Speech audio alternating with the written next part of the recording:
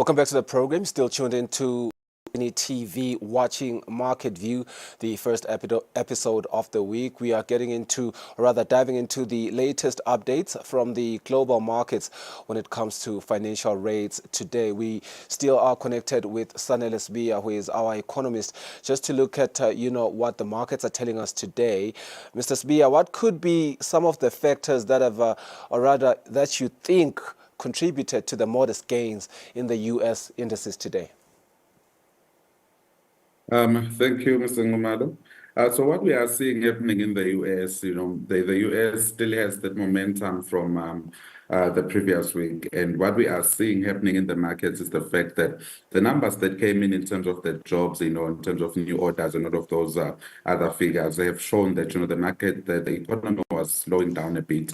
And that has actually created an expectation that the Federal Reserve Bank should soon begin to accommodate, the markets in order to drive this growth. So markets are still somehow trading and, just taking in those bad news in positive light, Mr. Ngolo. That's why we are seeing those positive figures coming out of the US, and we're hoping that as the trading week starts and it rolls on and we get more data coming up this week, we are getting more inflation data coming in this week, so that should actually be able to tell the economy and the markets whether they should really expect a rate cut to come in September, which is what the markets are really just taking in now, and that's what we are seeing there. Nasdaq 100 is catching my attention. I did see a 0.0009. I think, there it is again, 0.009. That's a positive there. How might this composite gain influence global tech stocks? Briefly. Yeah, so that's what we've been seeing, with Tesla last weekend, we've seen NVIDIA rebound. So we are seeing that, there is a bit of some,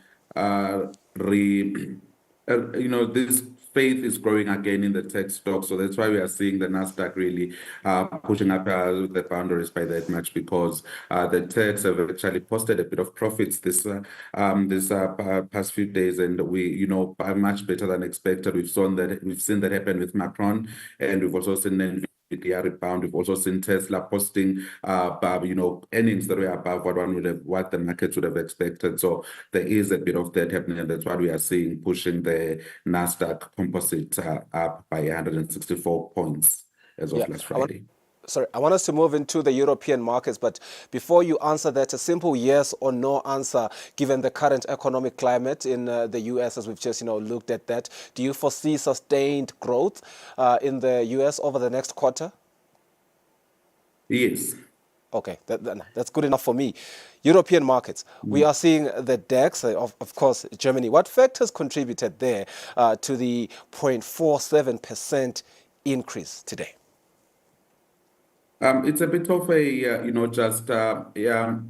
the European story. It's an election story these days in Europe, and we've seen France trying to, the second round when they came out, the results showed that we are not going to have a left-leaning government. So that somehow has brought back some semblance and some stability into the Euro region, because the far left winning was more of they had a strong immigration policy, which was counter what the European Union stands for overall. But now we saw people in France coming out in numbers to really vote, such that the second turn out of the results showed that we are not going to have Le Pen coming into parliament and really just taking the economy into a completely different dynamic. So that's what Europe is trying to bring in today, and that's what we are seeing there. Same thing in London. We've seen the Labour Party coming into power, and yes, they are presenting some plausible economic strategies in terms of policy. So the markets as well are also taking that in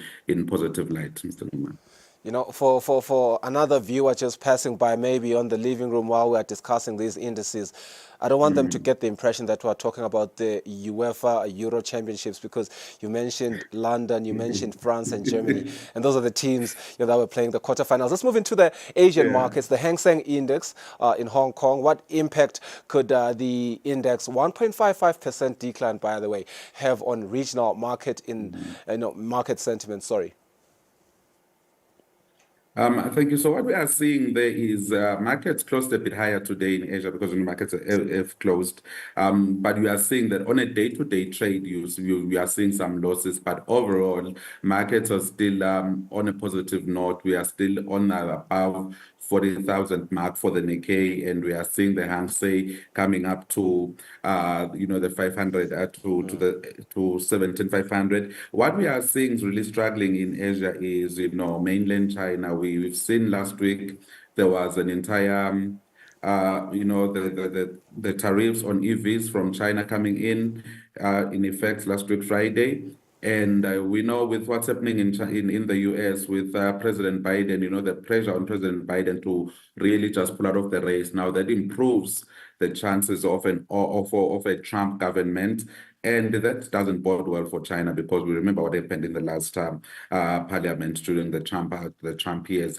And then you compound that together with all the issues that the finance sector and the growth story that China is facing. That's what we are seeing there. But overall, markets are a bit upbeat, though closing a bit lower today because it's the initial of we are still expecting US markets to come up and really give us a bit of more direction in terms of what is going to be happening with those interest rates. Really, really interesting. In the interest of time, just a quick summary, but I will want us to look at the currencies. But before we get there, I just want to highlight that we are seeing that Eswatini's all share index increased by 2.58%, and then with commodities, gold prices dropped by 0.74%, despite market fluctuations, by the way. But let's get into the currencies, Mr. Sibia. Just a quick one. How does the marginal increase of 0.05% exchange rate reflect broader economic trends? So what we are seeing there is it's basically still that overall positive story coming in from the South African election, the government of national unity, and the overall pressure that there is now on the Federal Reserve Bank to start cutting interest rates. So that's why we are seeing the Lilangeni is standing firm against the dollar, also standing firm against the euro, and also standing firm against the Japanese yen. Even though we are seeing sometimes small weaknesses, but it's weaknesses against the dollar and the euro that are within very strong regions than we've ever seen in quite in over 6 or 7 months. Mr. Sibia, thank you so much. Appreciate you co-starring the show with me today. 2 segments.